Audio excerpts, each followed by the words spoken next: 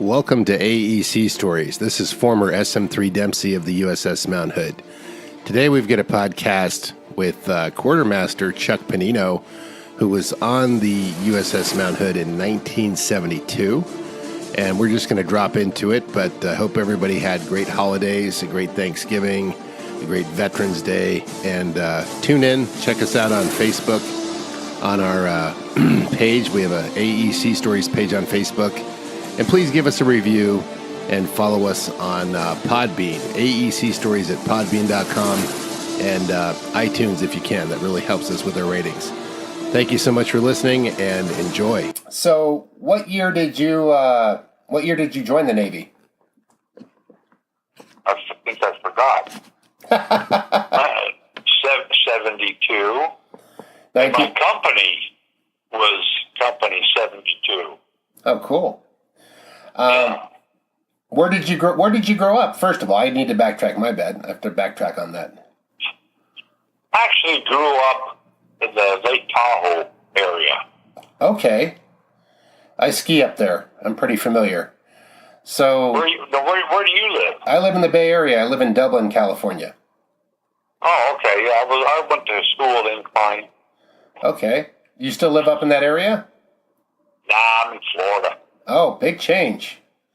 Shit happens and life happens, and here I am.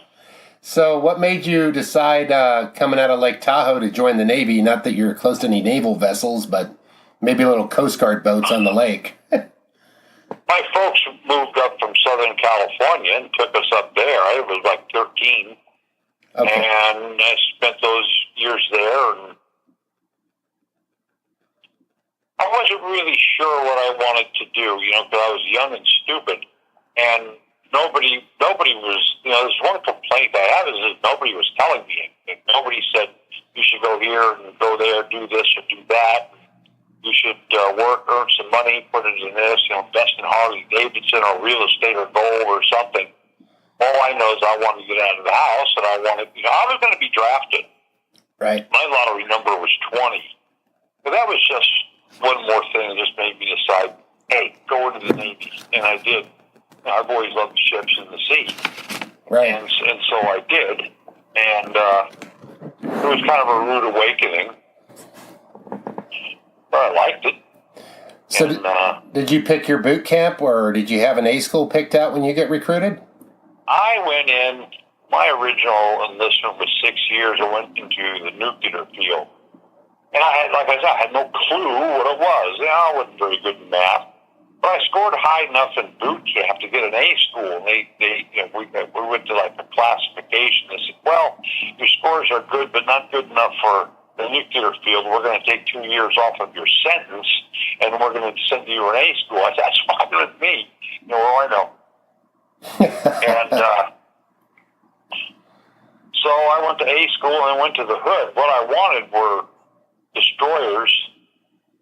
I wanted warships, and I wanted DDGs actually. I got an ammo ship out in Concord, and that's where I met Jim. Where did I meet him? I met him I can't remember where I met him. Met him in Concord or some damn place. And we just stuck together ever since, and we went to the ship together and spent those years together on the ship. Then John Akin showed up about a year later, and then we were just sailors aboard the Hood. But so a working ship. You know how it is. You were there. I was there. I lived there. Where did you go to boot camp? What? San Diego. San Diego. Okay. Yeah. Was it what you were expecting, or was it? I didn't know what to expect. I was following the crowd, and I figured, I better just do what I'm told. And of course, first couple of weeks, it was you're away from home, and everybody's a little homesick, and so you just plowed through it. That's all you did. You just plowed through it. I was strong enough to do that until. A lot of us wised up really quick. I was telling my wife the same stories. What did we do? There was one particular incident. A company commander was gone or something. We were all fucking around in the barracks. And these petty officers, these chiefs came in. They put us in the lean and rest position and give us all Ashturans. And all of a sudden, I found it very difficult to not laugh. I said, I wonder, geez, is this the best they can do? And I looked over at a buddy of mine, and we just started laughing, and they laughed. I remember that, getting that thing where you just couldn't help but to laugh because it was ridiculous sometimes. Cause yeah, it was just ridiculous, and I thought, shit, all we're doing is folding clothes and making bunks, you know. When are they going to teach us how to be sailors? When are we going to go to a class, learn how to tie knots and operate a winch or something, you know? And,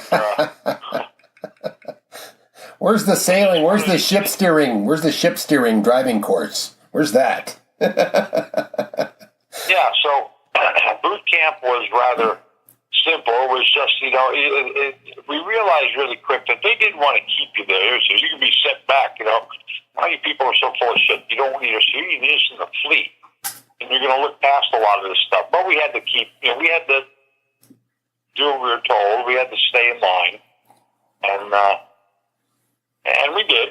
And, you know, the stress was gradually subsided over time, especially after our 5-5 week. And then we did some mess cooking. And after that, it was a lot of classroom stuff, a lot of general screwing around. Then we graduated. Most of my company went to the Oriskany. Oh, yeah? They went right to that old carrier. It sunk off Pensacola now. And then they, yeah, I went to the Hood. And, did you go to A school first before you went to the Hood? Yeah, Where was that at? Was that in San Diego or Orlando or where? Yeah, it was 32nd Street. Okay. So was that what you thought it would be, or were you like, oh, now I'm learning some stuff? No, I was getting acclimated. It was, okay, every day you got to report for class. They're going to show us some stuff. And, yeah. You know, we do what we had to do, and that was it. Well, there's, like I said, there's not much to tell. Well, there's not much for you to adjust to San Diego coming from Lake Tahoe. That's not a big adjustment. It's not like you were sent to Minneapolis or something. I could see that. Well, the one story I do have, and this is a true story. I got off the plane in San Diego and I grabbed my gear and I'm looking around, and I can't remember how I found my way, but anyway, I found a bunch of other guys. We were going to get on a bus and go to the base. And there was a first class petty officer there, and his demeanor was like, all right, you guys, pick up your bags, stay together. Outside there's a bus. Get on board that bus and wait for me there. All right, let's go. Get a move on. Oh, okay. So we picked up our stuff. We're sitting on this fucking bus. It was like one of those Forrest Gump buses. You know, the old bus with the pull crank to the door? Yeah. And so we're sitting in there, and it's late at night. Nobody's saying anything. All of a sudden, with a loud crash, that door comes open, and this big, burly Marine got on board. He must have been 250. Hardly any hair. Big barrel-chested fella. I can still see him. And he proceeded to rip us up one side and down the other with curse words I never knew existed. And he told us, you know, how he was going to fuck our mother and all those sons of bitches, and, you know, everything in the, you know, just screaming, you know, red-faced eye. We're sitting there looking at him going, holy shit, you know. It was just insane. And I remember this, he's cursing and yelling at us, kicking things around, and somebody in the back of the bus said, hey, we're Navy. This is the Navy bus. And he stopped what he was doing. He jumped out off the bus, and I watched him. He looked around, he went to a bus that was right behind us. That's hilarious. And we watched this son of a bitch go back there. He reared back, kicked that door open, and started all over again. You're a motherfucking cocksucking sons of bitches. I'm gonna fucking kill you both. On and on and on he went with it. Jesus, Mary and Joseph, what is this all about? And that's a true story. And we sat there and oh man, this is going to get rough. That's hilarious. Well, that was the Marines. We finally get to the base. They jump us off the bus, they line us up, they give us a series of shots, and they put us in this barracks. All right, but just go to bed. So I'm saying, well, gee, I got to make this bunk up a certain way. That's I'm not going to worry about it. So I just grabbed the sheets and covers, got in bed. Next day, woke up, we saw these on the other side of the boot camp. There's primary, then there's the advanced headquarters. I can't remember it all. We saw these flags waving, and some chief said to us, "You sons of bitches, that's where you're going to be, right? You'll graduate." But I don't think so, because you're all pieces of shit. On. Everybody said, all right. We finally got our companies. They lined us up, and we started marching down the street to our barracks. Our company commander was a guy named Ayers. He was a chief boiler tech. He said, "You sons of bitches, to file into this barracks in billet number order, starting with 1. He looked at me and he said, "Starting with you." I said, "But sir, my billet number is 56. He says, "I don't give a fuck. Get it." And stuff. Okay. So in we went, when we got our bunks and got everything squared away, and they showed us how to fold our clothes and make our bunks, and gave us a little card with our 11 general orders on it. And you got to memorize this, and if you get it wrong, you're going to be on push-ups all day.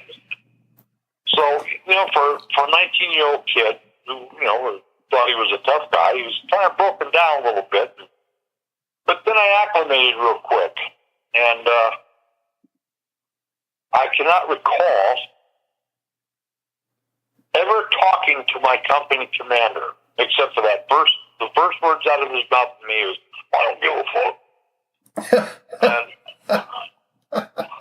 the next time I talked to him, now I may have, this is, almost 50 years ago. So the next time I recall talking to him was the day after our company got gigged. Now, the chow hall was maybe 50 yards from us, maybe a little bit more. But we had to march all the way around the grinder, all the way in a big circle, in front of primary headquarters, and then file into the chow hall. Oh, okay. Well, we were the last company to eat, and as we're marching around, the guys in the back of that formation, they're grab-assing and jerking around. And I didn't know anything about it until we got in front of primary headquarters. I heard this bellowing voice say, "RCPO, yes, sir. Halt that motherfucking company." I said, "Oh, no, something happened." And they made us open ranks. They gave us an inspection. They slapped us around because they saw these guys grab-assing. So we finally got to go to jail. I got gigged for a shave. And that night they raided the barracks with chiefs and first-class POs and so on and so forth. Wow. That's a great one. And so, I remember this chief very well. I can remember what he looks like to this day. And he wanted to inspect the heads, the upstairs head. So I'm trying to explain to him, "Well, sir, we don't use this bathroom. We clean it up. It's all clean. We wiped it down." And he's just looking at me like, "What the fuck am I doing here? I want to go back out and get drunk." He didn't give a shit. And I started to think, these guys don't care. They don't want to be here, Right. So the next day, the company commander called. This was the second time I recall ever talking to him. He says, "Well, you were gigged for a shave." I said, "Yes, sir, I was." He says, "Well, why didn't you shave?" I said, "Sir, I did. At 5 o'clock in the morning at Reveille, when everybody got rousted out of their racks." I said, "We got gigged at 6 o'clock at night." He says, "Yeah." I said, "It grew a little bit since then." And he says, yeah, I guess, okay, all right, that's all. And then the third time I spoke to him, can remember was when after we graduated, he handed me special orders. He said, "You're not going on leave right away. You're going back to your recruiter in Reno, and you're going to work with them for about a week on what they call an image building program." So I had to run around with the recruiter and to high schools and stuff and tell them about the Navy as if I knew anything. Then after that, I went on leave. Then I went to A school. Then I got my ship, and I was overseas. Yeah. So. Where did you cruise to on the Mount Hood? I mean, you went from A school to the Mount Hood. Yeah. I met her in Subic Bay. We rode to the gun line. We'll fuck over there. And we come back to Navisan Pier or Catamaran Pier and load up with some more bullets. And we go out and fuck around the gun line. Then they sailed. Been to Hong Kong, Taiwan, Japan a couple of times, Singapore, Okinawa, Guam, of course, Pearl. Yeah.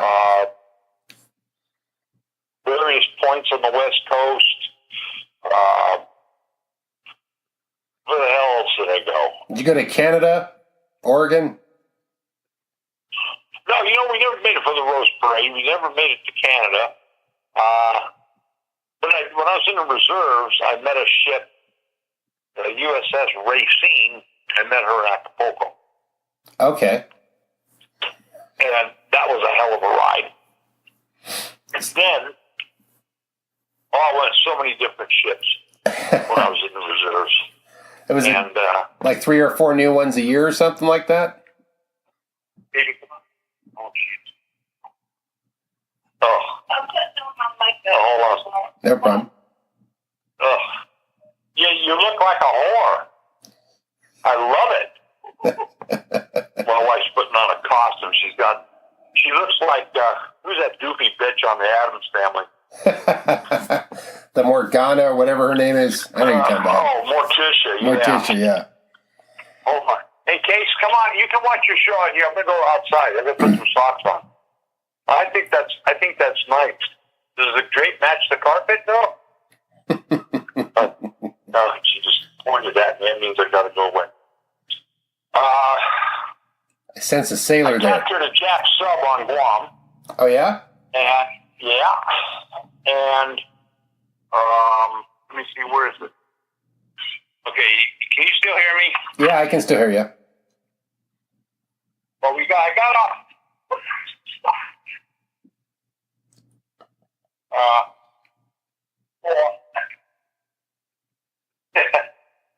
And like I said, it's you what all sailors do.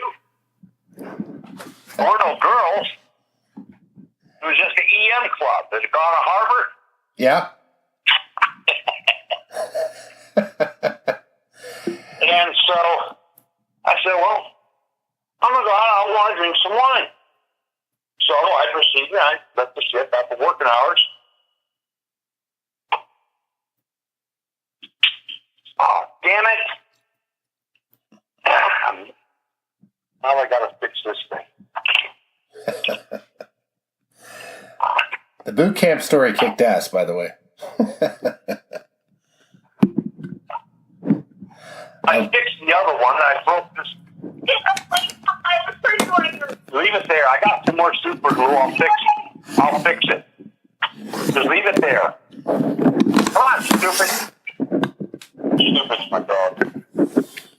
And so anyway, I leave the ship and I went to the EM club. I was having a good time all by myself, but I was getting plastered, and I said, okay, time to go back. So walking back, there's this Jap sub sitting up on blocks, one of the miniature subs. So I climbed on top of it, and I was playing on it. And I just captured a Jap sub. And so I broke some pieces off of it, stuck them in my pocket. A couple of Marines came by and said, boy, what you doing up there? I captured this Jap sub. Get your ass down. They grabbed me, pulled me off, and kicked me in the ass. Go down back to your ship. So I did. And I had those metal pieces for years and gave them to my mother. I don't know what happened to them. Maybe she made a necklace out of them or something? I'm kidding. No. It was just one of them two-man midget subs. Probably still sitting there. I don't know. That was my adventure in Guam. And then on Okinawa, I can't remember what I did. I think we fought the Japs again. We just ran around. We weren't there long. Yeah. So we got off and just go to EM, but we didn't have any time to tour or do anything like that. I was afraid of stepping on an errant landmine or something, or some Jap soldier didn't know the war was over, picked me off. I don't know. Taiwan was a ball. Yeah. I had fun in Hong Kong. I mean, just did a lot of different things. Singapore was a lot of fun. We were in the middle of the South China Sea. This place, you can look it up online, called Triton Island. One of your Jim brought that up. He wanted you to bring that up for some reason. He said he forgot to put it in his podcast. Yeah. Well, Triton Island is just a little atoll sitting out there, midway between Subic and Vietnam. Some merchant skipper ran a ship aground loaded with ammo. So we went out there to offload the ship. I'm on the flight deck. I'm handling these 5-inch projectiles, not really thinking about it. The chopper would put them on the deck, and we would toss them over the side. And I thought, well, why the fuck don't you just fly the pilot out there in the middle of the ocean and release it instead of making us play with it? That ship was the Pendleton, I believe. Jack Pendleton. You can look it up online. But it's got the wrong ship. If you look at it online, it says Mount Vernon. Yeah. That's wrong. It was Mount Hood.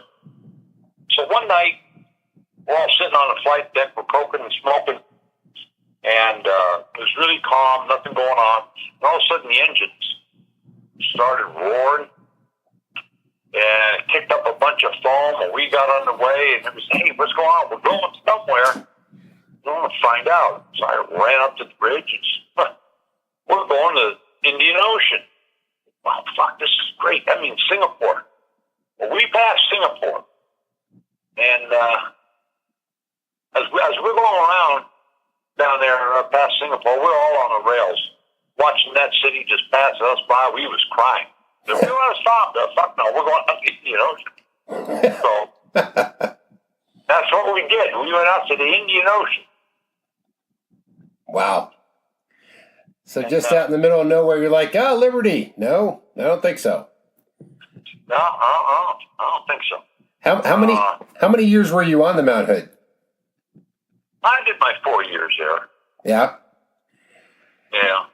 You enjoyed 3 years, 11 months, 29 days, something like that.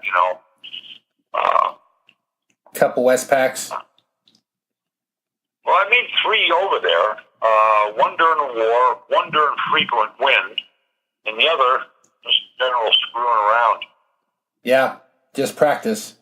But you didn't get to enjoy the beautiful countryside of Concord that much, huh? Oh, yeah, we saw Concord a lot. In fact, me and Jim wandered around. We hung out a lot together, and it was Liberty time. We did a ride downtown. We went to IHOP, and we sit there, we drink coffee or something. We walked down the street, do a little window shopping, went to this old restaurant that's not around anymore called Sambo's. We sit there and we drink coffee, and we go back to IHOP and drink coffee there. And it was, we just weren't partiers, and we fucked around a little bit. Yeah. And then, but we were just too young and dumb, and didn't really realize then the potential we had to make it a really good career and make it fun. Yeah. What I tell young guys when I go around and say, look, this when you go into the service, unless you're a ground pounding go on over in Afghanistan or some shithole like that, I said, this is pretty much just a job. Okay, you got to look at it that way. You're going to have to get up in the morning, go to work. You're going to have bosses, just like you will in the real world, and you're going to have a job to do. Just do it. Whatever your mission is, that's what you do. And so. That's true. I mean, the more that I do these podcasts, the more I find out some guys get creative with their time in the service and really maximized the lifestyle out, get some key duty stations and lived in some great exotic places and had a great time, Yeah, I wanted to stay close to home, but I thought, no, why the fuck do I want to do that? And, join the Navy, see the world, and blah, blah, blah. Well, you're going to get to do these things. What do you want to go home for? What are you going to do in your home? You haven't got a job. You don't have any marketable skills. True. But like I said, there wasn't anybody telling me anything, and I don't blame anybody. I blame myself. It's just the way it was. Right. And, I just took a different path. So off I went. So you didn't, I was talking to, I think it was Akin the other day, and he's a, pretty squared away guy, but he told me how he went to one of the concerts in San Francisco, and it was such the hippie era that he had this major contact high, because that was my only drug experience right there. Well, I had one of those myself, and I think it was about 1975. I did a very foolish thing. I went to the back streets of Subic City, Olongapo, and bought myself a $10 bag of God knows what. And the guy wanted to be like everybody else. Well, we're in the flight deck, and I'm smoking. It made me very sick. Right. I don't know what it was. And Jim came into the head. He said, "You've been smoking that shit." He stuck a tube of toothpaste in my mouth, squirted it in there. So I just threw up. I said, "Fuck this. Is this what it's going to do?" And the next day or two, I told another friend of mine, I said, "I don't like this stuff. I'm getting rid of it. I'm throwing it over the side." He said, No, give it to me. And right about then, they announced an inspection, a bunker inspection. Holy shit. So I got down and burning farm, and I pulled that stuff out. I had just a cigarette pack with a few sticks in it, was all. And there was an officer standing right there with his hand out.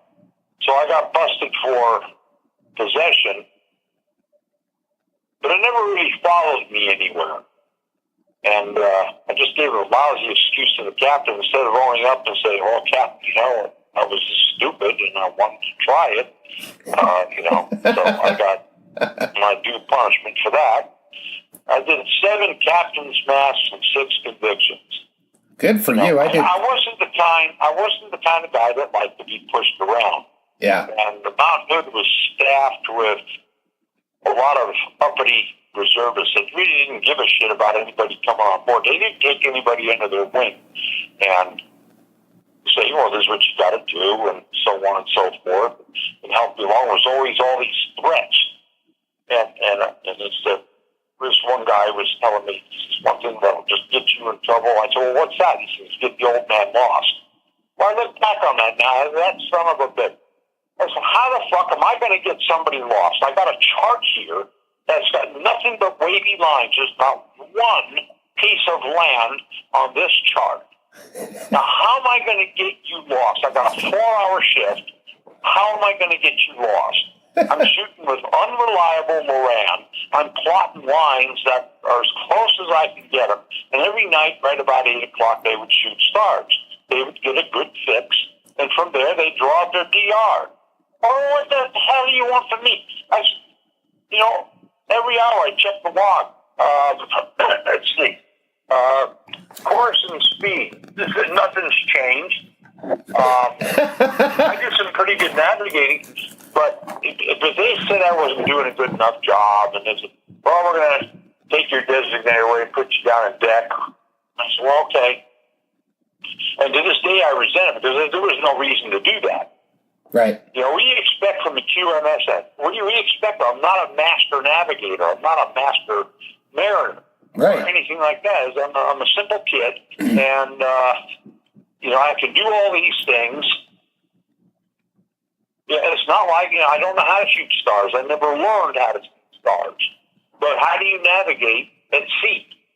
Right. Well, back then, you drew a DR at 8 o'clock, and you drew your course out 270, and you followed that line for 24 hours, and that was it. Course and speed. You're doing 20 knots, 10 hours, you're about 200 miles from where you were last night. So what is the problem? Those sons of bitches You know, I'd like to meet up with him now. I'd say, you know something?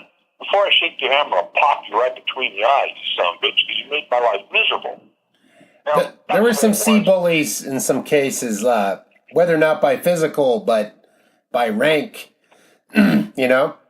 It's like, they might not be able to take you on man-to-man, but they're going to pop off to you if they get rank on you and they want to put you in your place because that's the only joy they get.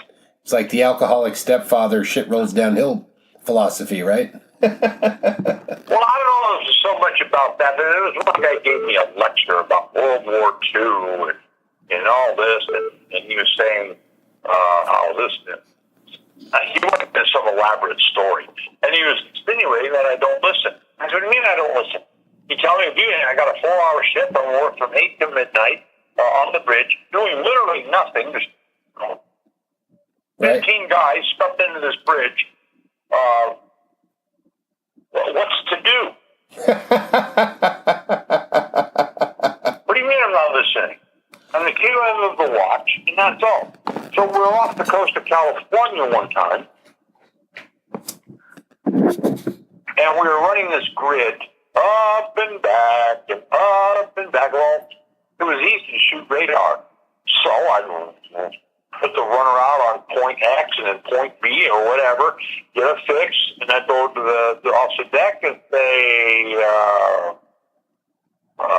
Lieutenant, sir, recommend you come about, steer course 180. Okay, burn the wheels, just burn around, and go back for a couple of hours, and then do the whole thing all over again. What is so fucking hard about that? Right. So now with all this newfangled GPS and stuff, and a little buzzer goes off, or somebody bangs a drum, everybody knows the ship turns all by itself. That's why they're running into people, is because they're getting lax. Yeah. You got to put lookouts. You got to put lookouts out there. Yeah. You got to keep your nose in the scope. You got to watch what you're doing. Well, we didn't have that kind of equipment. It was, we're running close to the beach. You look at the chart, you look at the land, you see a light, you identify the light, you start shooting visual bearings, and guess what? You're going to find out where you are. It's real simple. But they just didn't. Everybody was just so damned uptight. Everybody was, what I have to do, stand and sit at attention? But my mouth would get me in trouble. And I got into a lot of fights and stuff. Yeah. I just didn't take any shit. There was a racial problem back then anyway. This one particular black guy, he hit me on the head with a dog wrench a couple times, got me to bleeding real bad, and I seemed to beat the shit out of him. Yeah, you guys had more of that back. You guys had more of that back in that era, for sure. I mean, oh yeah, well, it's a kind of gentle Navy now. I said, okay, you want to get it on? Fuck it, let's go. Right. So I popped him in the face and threw him in the shower, and I put a boot in his face, and he took off running. We both went to mast, and I said, well, I'm going to appeal this, and I won part of my appeal. Captain came back, and I said, no, Captain, I'm really not a troublemaker, but I've got to defend myself. This guy is a troublemaker. And there's only so much that I'm going to take from anybody when it comes to something like this. And he's back me in a corner. I'm going to fucking fight you. Yeah. And back then we had Boson Walker therapy. Men were men. It didn't mean that they were always right, but we were hard-working sailors, hard fighting, hard drinking, hard fucking individuals, and we just did what we did. Yeah. But we were shipmates. Every now and again you get this one idiot that, whatever it's going to be, but you were still shipmates. Yeah. One guy, he wanted to try me, and he lost. So simple. I understand. I grew up doing a lot of that brawling. It was fun. I enjoyed it because it was the quickest way to end a conversation. But well, I was petty officer of the watch in Richmond, California. This friend of mine, Jim Case, earlier that day, he went up to the forecastle, and there was several black guys there shooting dice and playing around. He said, all right, guys, time to turn 2, 1300. This one fella goes, hey, fuck you, Charles, boom, popped him right in the face, left teeth on the deck. I mean, he just popped the shit out of this guy. Well, I'm on the quarterdeck watch. This guy comes up, he says, hey, Pennino, you better get on down the deck department. Black's got Jim Case surrounded. I said, all right. So I went down the passageway and I came back. I said, hey, call the master of arms down, lay down in the deck department. It was a good thing I did, because I was in there, he was shaking, they were surrounded. I had a 45 on my hip. And all of a sudden, here they come. I mean, half a dozen. They got in there just in time. This one black fellow, he come busting through, and I grabbed him by the throat and squoze as hard as I could and started slamming his head up against a locker. And he finally passed out, and, some other guys got down there and finally broke it all up. Yeah. So what's going on? I said, well, sir, you may want to take this 45 from me, because I'm going to shoot one of these sons.